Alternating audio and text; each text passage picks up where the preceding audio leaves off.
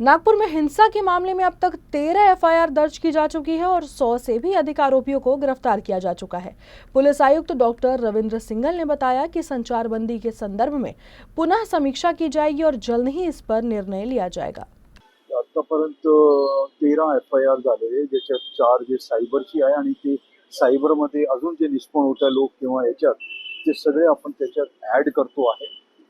तसेच आता जवळपास 100च्या पुढे लोक अरेस्ट झालेले आहे। आता पुढे आज किती झालेले आहे ते आकडा आता थोडी वेळानंतर आम्हाला मिळेल। ते आता तेच आम्ही पाहतोय, आमचे सगळे अधिकारी पण फील्डमध्ये आहे। आता रमजानचा महिना चालू आहे आणि इतर सगळे सण पण समोर आहे आणि कुठेही आम्हाला जर दिसला की अजून टेन्स आहे किंवा काय होण्याची शक्यता आहे तर आम्ही कंटिन्यू ठेवणार आहे।